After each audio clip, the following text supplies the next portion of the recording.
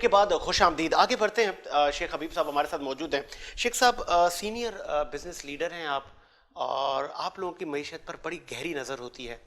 कैसे मईशत को बूस्ट लगाया जाए, कैसे इस क्राइसिस से निकला जाए, सिंध हुकूमत को और वफाक को क्या तजवीज़ करेंगे, और किन किन शोबों को मतलब उनमें इन्वेस्टमेंट की जाए या उनको एमनेस्टी दी जाए?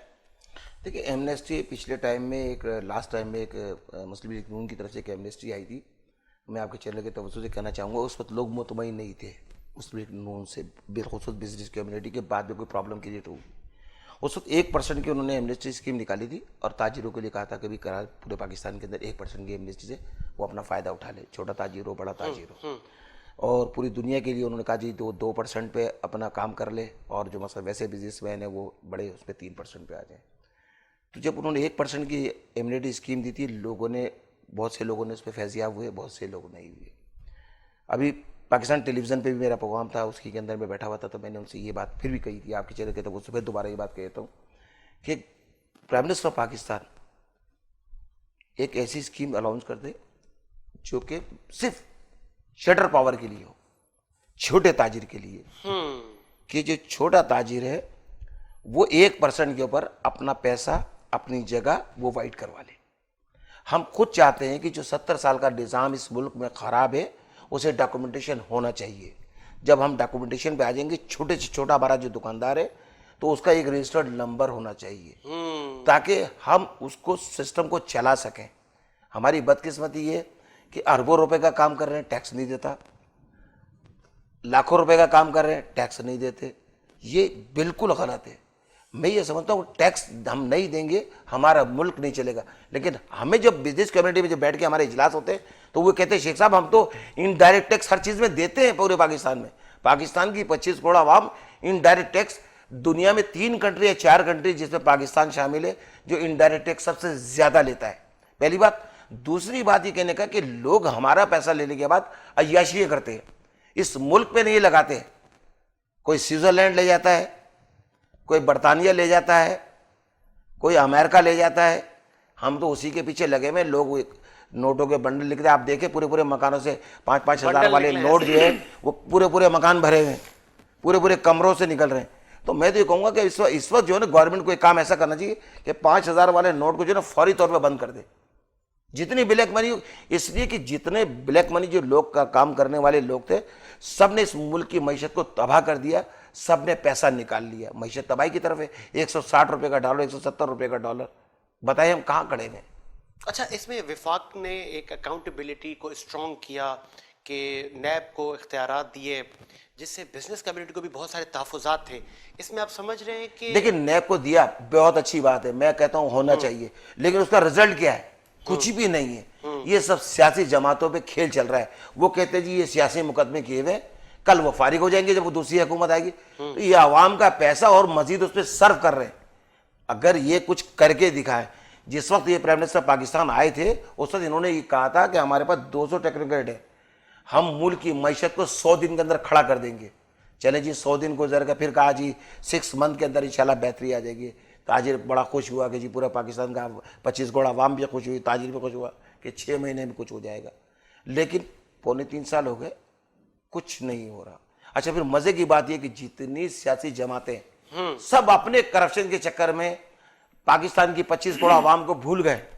आप देखें तमाम मीडिया पे, तमाम चैनल पे, जिस वक्त आप उठाएंगे एक दूसरे की नोकझोंक चल रही होगी।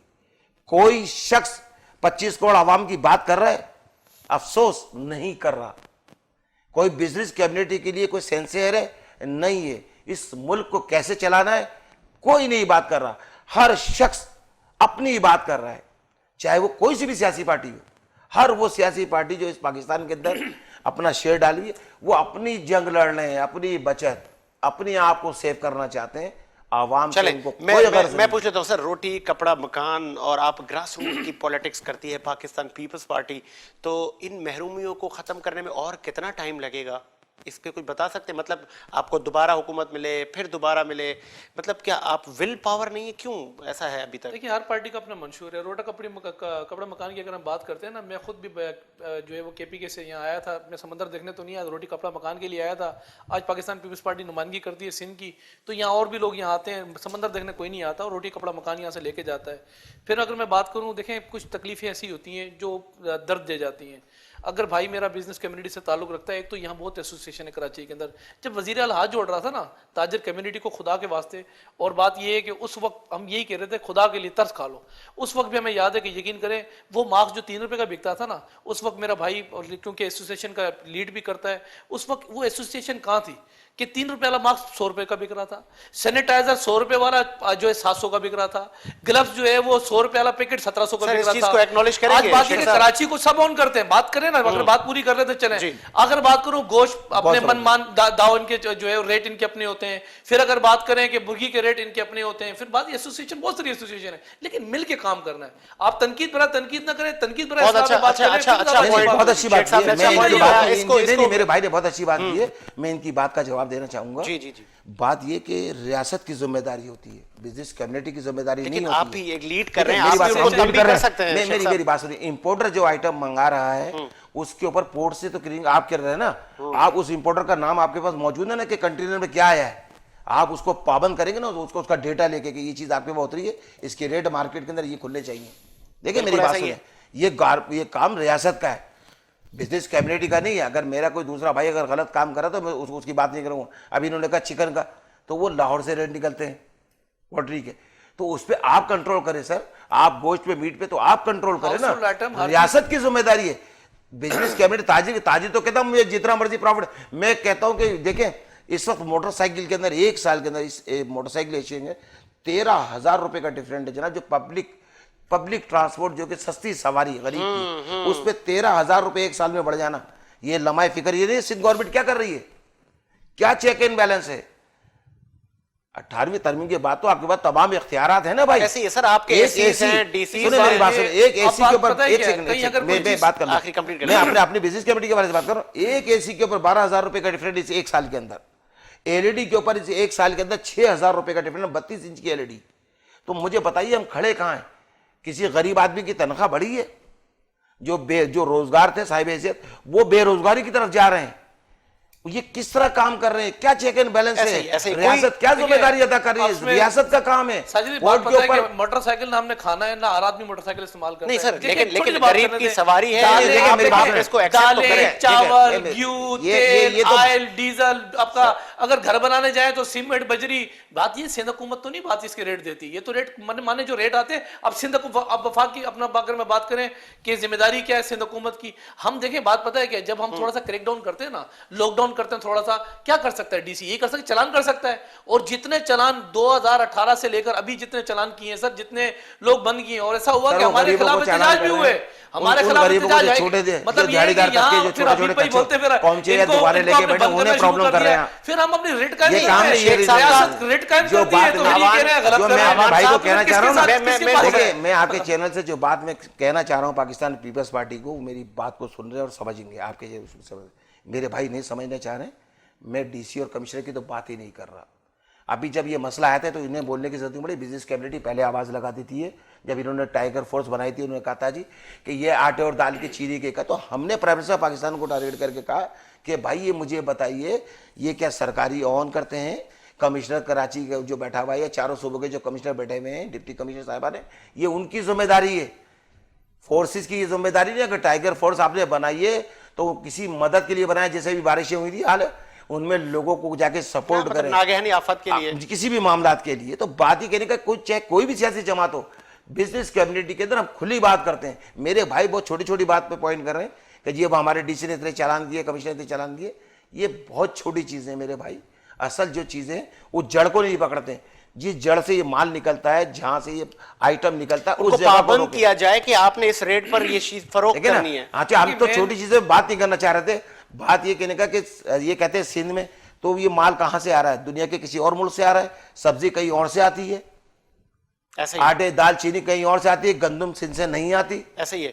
ठीक है ये सर, जो इसका बात इसका कर रहे हैं तो category मेरे भाई, प्रोग्राम का वक्त असल end हो तो रहा है। इसी जी, ये मैं- इन्हीं का ही है। जी, इन last comment। चीजों पे इनको कंट्रोल करना है। अब बात ही कंट्रोल करने के लिए रियासत की जिम्मेदारी होती है। कंट्रोल करने के लिए हमने रेट दिए हुए हैं। अगर रेट वो ना आप रेट पे लोगों को दें तो फिर दूसरा काम क्या है? दूसरा काम ये है, लॉकडाउन ये कर सकते हैं ना, जेल में भेज सकते हैं। तो सर आप छोटे-छोटे चालान कर ताजिर सकते के हैं। चालान साजिद, करते हैं ना हमने आप। हमने हर तरीके से हम बात ये मेरे भाई को मैं फिर हम वही लोग कह बात रहा ये हूँ कि कि जहां से आइटम निकल रहा है उस मील पे, सर, उस अब फैक्ट्री से याद देखो, बात ये कह रहा है गरीब आदमी को तो सब पकड़ने के लिए तैयार है। सुने कोयटा चमन से माल आ जाता है, ऐसा ही ठीक है, सारे रास्ते आ जाता है, कोई रोकने वाला नहीं है उसे, ठीक है। जब वो किसी गरीब की दुकान पे आके बिकेगा ना, वहां रेड हो जाएगी। इसका नारकोटिक वाले आ इसका जाएंगे, अब तो तमाम लोग आ आपने जाएंगे। पूरा खोल तो के भाई, समझा दिया जी। आप देखिए फिलहाल तो अंडा और मुर्गी के रेट पाकिस्तान के अंदर एक ही हुए पड़े हैं, जो हालात इस वक्त बने हुए हैं। दूसरी बात ये रही कि पेट्रोल के जो रेट होते हैं, अदवात के जो रेट होते हैं, सोने के जो रेट होते हैं, जो बिजली के रेट होते हैं, वो सिंध हुकूमत नहीं बनाती। 18वीं तरमीम के बाद भी ओगरा की अपनी जिम्मेदारी है, नेपरा की अपनी जिम्मेदारी है, पेमरा की अपनी जिम्मेदारी है। इनके महकमे वफाकी हुकूमत की तरफ से तय होते हैं। अब ये अगर ये बात करें कि वो रेट भी आप कंट्रोल करें वाला, हम तो बात ये है कि हर तरीके से रेट दी हुई है, रेड लिस्ट के ऊपर पुलिस जो है वो अपना काम करती है। लेकिन मैं कहता हूं एसोसिएशन की जिम्मेदारी भी है ना। एसोसिएशन बात ये है कि तनकीद बरा तनकीद नहीं करे, इनको भी नीचे लेकर आए, बोले भाई ये सिंध हुकूमत ने रेट दिए हुए। हमने तो जब मैं कह रहा हूं ना, हम जब जेल में भेजते हैं ना, फिर एसोसिएशन खड़ी हो जाती है, आप लोगों ने गुनाह कर सर 12 इजलास में हम तो ये बात करते हैं, मेरे भाई नहीं समझना चाह रहे, हम भी देखें, मैं वही फिर कहना चाह रहा हूं, जब एक आदमी को हमने कमेटियां चने बनाई की हैं। दाल एक बिल फर्ज है, चने की दाल 100 रुपए किलो के रेट दिए कमिश्नर कराची ने, ठीक है ना। उस कमेटी के अंदर प्राइस कंट्रोल की कमेटी में लोग, कुछ लोग होते हैं कुछ नहीं होते, अपने ऐसे रेट दिए उन्होंने चला दिए। अब चने की दाल आपने 100 रुपए की दी, मैं आपको मिसाल देता हूँ, 100 रुपए किलो की दी आपने, लिस्ट आपने निकाल दी। अब वो चने की दाल होलसेल मार्केट के अंदर वो 110 रुपए मिल रही, क्या करोगे आप? मुझे बताओ, कैसे बेच के दिखाओगे? प्राइम मिनिस्टर ऑफ पाकिस्तान चीनी के लिए कहते हैं कि 50 रुपए किलो चीनी बिकनी चाहिए, 70 रुपए किलो बिक रही है। या तो असल में सुबह उठ तो के ना सिंध गवर्नमेंट, मकसद हम तो रियासती की बात असल कर बात रहे ये कि हैं। सुबह मैं उठ के जिस शहर में रहूंगा ना, मैं उस शहर की बात कर रहा बिल्कुल, हूँ। उसी इंतजामिया मैं को चारों हमें सबने मिलके इस कराची के लिए करता हूँ, बात एक की अपनी कि जगह पर। मुस्तकिल वैसे सब अभी लोगों के लास्ट काम में एक अगर तामीरी बात करें, क्या ही अच्छा हो कि आपकी एसोसिएशन भी हुकूमत की जो रेट लिस्ट है उनको फुलफिल कराने के लिए विजिट करे, दौरे करे और एक कम्युनिकेशन गैप को। आपके चैनल पे इतनी बड़ी बात की है कि सिंध गवर्नमेंट को सैयद मुराद अली शाह साहब को एक कमेटी बनानी चाहिए। इतनी बेहतरीन इनके पास क्रीम है, उस क्रीम को यूटिलाइज करें, हम ताजिरों से नुमाइंदगी करें, बैठे कुछ अच्छी चीज़ें हम बताएं, कुछ वो हमें बताएं, एक दूसरे से कोऑर्डिनेशन करें, इस शहर को संभालें, बेहतरी हो इस शहर को जाएगी। बनाएं, इस शहर की बेहतरी के लिए करें। सिंध की 6 करोड़ 6.5 करोड़ की आबादी वाले शहर को, इस सिंध को जो है इसको तरक्की आता। क्या बात है, बेहतरीन, बहुत अच्छी बात की शेख साहब। इतनी तरक्की पे ले जाए कि पूरी दुनिया के अंदर कहे कि सिंध का सूबा जो है, पाकिस्तान के चारों सूबों में सिंध बहुत तरक्की। चले मैं लास्ट में यकीन दहानी करवा रहे हैं, हाँ जी, कमेटी बिल्कुल, हो जो इंशाल्लाह डायरेक्ट, ताला, बिल्कुल जो बात इन्होंने की मैं सेकंड करूंगा और उम्मीद है कि इंशाल्लाह ताला कुछ चीजें 35 साल का कचरा झड़ा है सर। 35 बिलावल साल का साहब के कचरा आगे आपने ये बात इस रखनी है कराची सर, के अंदर चेयरमैन, यहाँ और कराची- आपकी जो कराची कैबिनेट वाले का इजलास- जान की मान पाते थे, अब निकल गए। 35 साल का कचरा झड़ा है, सब ठीक होगा देखिए, इंशाल्लाह इनको ताला। मैं ये भी वाजे कर दूं, एक मिनट, जुल्फ़िकार अली भुट्टो, उन्होंने बिलखुसूस सिंध के अंदर कराची को तवज्जो दी। मैं आपको ये डायरेक्ट हकीकत बता रहा हूँ। उसके बाद उनके कुछ लोगों ने उसको नजरअंदाज करवाना शुरू कर दिया। उस दिन का दिन है, वो सियासत शुरू हो गई। जब सियासत शुरू हो गई कराची को, चले उम्मीद है कि भुट्टो साहब की जो लेगेसी है उसी को ही आगे बढ़ाएंगे मौजूदा सिंध के हुक्मरान। उम्मीद यही है कि मेरा मुल्क तामीर और तरक्की में सर फहरिस्त रहे। साजिद हुसैन को इजाज़त दीजिए, मुलाकात होगी नए प्रोग्राम के साथ। अल्लाह हाफ़िज़।